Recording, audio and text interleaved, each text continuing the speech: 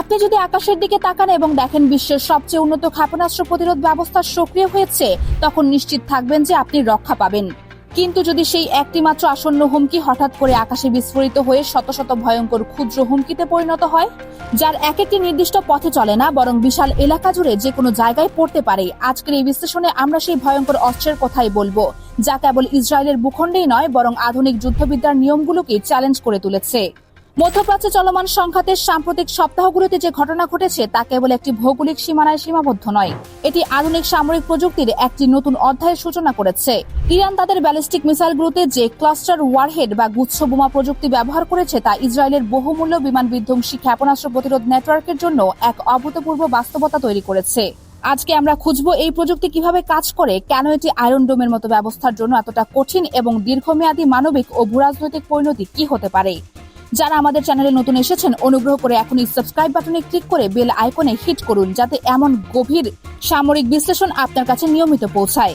সামরিক পরিভাষায় একে বলা যায় স্যাচুরেশন অ্যাটাক বা পূর্ণ সংযোজন আক্রমণ। সাধারণত একটি ক্ষেপণাস্ত্রের লক্ষ্য থাকে নির্দিষ্ট, একটি বিমান ধ্বংস করা, একটি বাংকার ভাঙা বা কোনো সামরিক ঘাঁটি ধ্বংস করা। কিন্তু ক্লাস্টার ওয়ারহেড বা গুচ্ছ বোমাযুক্ত মিসাইলের লক্ষ্য ভিন্ন। এর লক্ষ্য হলো এরিয়া ড্যানিয়াল বা বিশাল এলাকা জুড়ে অচল অবস্থা তৈরি করা। কিভাবে? ধরুন ইরানের খোরামশার বা শেহেব এর মতো দূরপাল্লার ব্যালিস্টিক মিসাইলটি ইসরায়েলের আকাশসীমায় প্রবেশ করেছে। এটি মাটিতে আঘাত করার ঠিক আগের মুহূর্তে বা নির্দিষ্ট উচ্চতায় এর ভেতরের প্রধান ওয়ারহেড বা বিস্ফোরকটি বিস্ফোরিত হয়। এই বিস্ফোরণের ফলে মূল ক্ষেপণাস্ত্রটি ভেঙে গিয়ে তার ভেতর থেকে প্রায় 100 বা তার বেশি ক্ষুদ্র ক্ষুদ্র বোমা বা সাবমিউনিশন বের হয়ে আসে। এই ক্ষুদ্র বোমাগুলোর ওজন অল্প হলেও এগুলোতে থাকে মারাত্মক বিস্ফোরক এবং প্রচুর ধাতব টুকরা, যা বিস্ফোরিত হলে আশেপাশের কয়েক কিলোমিটার এলাকা জুড়ে ধ্বংসলীলা চালায়। মূল মিসাইলটি যেখানে আঘাত করার কথা ছিল, এই সাবমিউশনগুলো সেখানে সীমাবদ্ধ থাকে না। এরা বাতাসের বেগে নিজস্ব জড়তার কারণে ছড়িয়ে পড়ে একটি বিশাল অঞ্চলে। ফলে একটি মিসাইল ছোড়ার মাধ্যমে আক্রমণকারী হিসেবে আপনি একটি নির্দিষ্ট লক্ষ্যবস্তুর বদলে একটি পুরো শহর বা সামরিক অবকাঠামোকে টার্গেট করতে পারেন। এবার চলুন বুঝি কেন এই কৌশলটি ইসরায়েলের জন্য এতটা চ্যালেঞ্জিং। ইসরায়েলের বিমান বিধ্বংসী ক্ষেপণাস্ত্র প্রতিরোধ ব্যবস্থা বা আয়রন ডোম এবং অ্যারো 3 পৃথিবীর অন্যতম সেরা প্রযুক্তি। এদের কাজ হলো, মূল পদ্ধতি হলো একটি শক্তিশালী রাডার নেটওয়ার্কের মাধ্যমে আসন্ন হুমকিটি ট্র্যাক করা এবং সেটি মাটিতে পৌঁছানোর আগেই একটি ইনসেপ্টর বা আন্তঃগ্রহণকারী মিসাইল ছেড়ে তা ধ্বংস করা। এই পুরো প্রক্রিয়াটি একটি জটিল গাণিতিক সমীকরণের উপর দাঁড়িয়ে আছে। রাডারটি ধরে যে একটি বস্তু আসছে, কম্পিউটার তার গতিপথ, ব্যাগ এবং লক্ষ্যস্থল নির্ধারণ করে। কিন্তু যখন সেই একটি বস্তু হঠাৎ করে আকাশে বিস্ফোরিত হয়ে 100টি ভিন্ন গতিপথে ছড়িয়ে পড়ে, তখন কি হয়? প্রথমত, এই ক্ষুদ্র বোমাগুলোর রাডার ক্রস সেকশন বা রাডারের ধরা পড়ার ক্ষমতা অত্যন্ত কম। এরা কোনো নির্দিষ্ট ব্যালিস্টিক বাঁক নেয় না, বরং প্যারাশুটের মতো অনিয়মিত পথে নিচে পড়তে থাকে। দ্বিতীয়ত এবং সবচেয়ে গুরুত্বপূর্ণ বিষয় হলো কস্ট এক্সচেঞ্জ রেশিও বা খরচের অনুপাত। ইসরায়েলের একটি আন্তঃগ্রহণকারী মিসাইলের দাম কয়েক লক্ষ ডলার। যদি তারা একটি ক্লাস্টার মিসাইল ঠেকাতে গিয়ে প্রতিটি ছোট ছোট বোমার জন্য আলাদা আলাদা ইন্টারসেপ্টর ছুটতে চায়, তবে কয়েক মিনিটের মধ্যে তাদের প্রতিরক্ষা বাজেট শেষ হয়ে যাবে। এটি হলো অ্যাসিমেট্রিক বা অসম যুদ্ধের চরম উদাহরণ। এখানে আক্রমণকারী সস্তা খরচে বিশাল ক্ষতি করতে চায় এবং প্রতিরক্ষককে বাধ্য করে অত্যাধিক খরচ করতে। এই অস্ত্রের ভৌতিক ধ্বংসলীলার চেয়েও বেশি ভয়ের বিষয় হলো এর মনস্তাত্ত্বিক প্রভাব। গত কয়েক সপ্তাহ ধরে যে ভয়াবহতা ইসরায়েলের বাসিন্দারা অনুভব করছে তা ঐতিহাসিক। যখন এই সতর্কতা সাইরেন বাজে, মানুষ আর নিকটস্থ স্থাপনায় আশ্রয় নেয় না, তারা ছুটে যায় ভূগর্ভস্থ আশ্রয় কেন্দ্র বা বাংকারে। একটি আধুনিক উন্নত শহরের উঁচু ভবনগুলো এখন মূলত পরিত্যক্ত হয়ে পড়েছে, কারণ ক্লাস্টার বোমার আঘাতে এই উঁচু ভবনগুলোর কাচ এবং বহিরাঙ্গন বিধ্বস্ত হওয়ার পাশাপাশি ছড়ানো বিস্ফোরণগুলোতে নিচতলা বা পার্কিং এর জন্য উন্মুক্ত জায়গায় ব্যাপক ক্ষয়ক্ষতি করে। ফলে মানুষের মনে এই বিশ্বাস জন্মেছে যে মাটির উপরে কোনো জায়গায় নিরাপদ নয়। এটি যুদ্ধবিদ্যার একটি চরম কৌশল।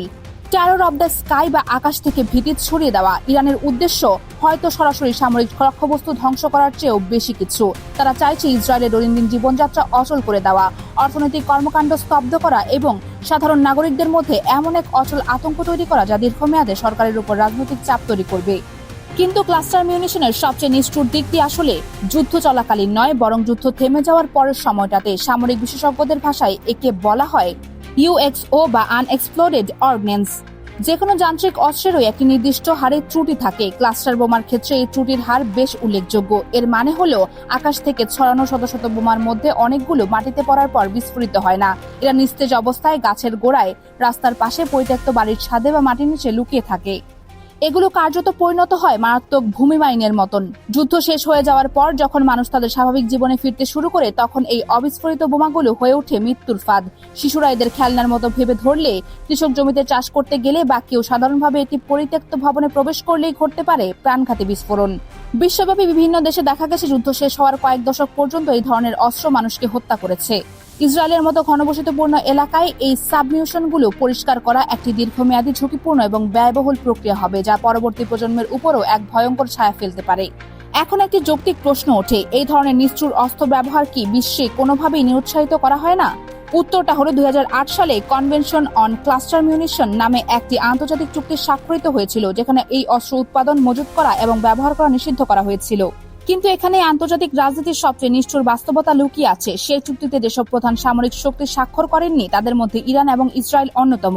আন্তর্জাতিক আইনের ভাষায় কেউ যদি কোনো চুক্তি বা চুক্তিতে স্বাক্ষর না করে, তবে আন্তর্জাতিক সম্প্রদায়ের পক্ষ থেকে তাকে আইনগতভাবে বাধা দেওয়া প্রায় অসম্ভব। ফলে যা দাঁড়ালো তা হলো, মধ্যপ্রাচ্যের এই সংঘাতে উভয় পক্ষই নৈতিকতার ঊর্ধ্বে উঠে নিজেদের সর্বোচ্চ সামরিক সক্ষমতা প্রয়োগ করছে। এক পক্ষ অ্যারো 3 এর মতো অত্যাধুনিক প্রতিরক্ষা ব্যবহার করছে, অন্য পক্ষ ক্লাস্টার ওয়ারহেডের মাধ্যমে সেই প্রতিরক্ষাকে অচল করে দিচ্ছে। পরিশেষে ইরানের এই ফ্র্যাঙ্কাল আক্রমণ কৌশল আমাদের একটি কঠিন সত্যের সম্মুখীন করেছে। আধুনিক যুদ্ধবিদ্যা এখন আর শুধু তোপের মুখের লড়াই নয়, এটি হলো প্রযুক্তির এক নির্মম দৌড়ে টিকে থাকার লড়াই, যেখানে আক্রমণকারীর লক্ষ্য হলো প্রতিরক্ষকের গাণিতিক সীমাবদ্ধতাকে ভেঙে ফেলা। কিন্তু এই প্রযুক্তিগত জয়ের পেছনে যে মানবিক ধ্বংসলীলা লুকিয়ে আছে, তা দশকের পর দশক ধরে মধ্যপ্রাচ্যকে রক্তাক্ত করে রাখবে। দর্শক বন্ধুরা, আমার কাছে এখন একটি প্রশ্ন আছে আপনাদের জন্য। আপনি কি মনে করেন, যুদ্ধের ময়দানে প্রতিরক্ষা ব্যবস্থাকে অকার্যকর করার জন্য এই ধরনের এলাকায় সংক্রান্ত ধ্বংসলীলা চালানো কি বৈধ সামরিক কৌশল, নাকি এটি সরাসরি মানবতার বিরুদ্ধে একটি অপরাধ? আপনার যুক্তিসঙ্গত মতামত অবশ্যই কমেন্ট সেকশনে জানাবেন। ভিডিওটি তৈরিতে অনেক গবেষণা ও সময়ের প্রয়োজন হয়েছে, তাই ভিডিওটি ইনফরমেটিভ মনে হলে লাইক ও শেয়ার করে অন্যদেরও জানানোর সুযোগ করে দেবেন। পরবর্তী সামরিক বিশ্লেষণে আবারও দেখা হবে। সবাই ভালো থাকবেন।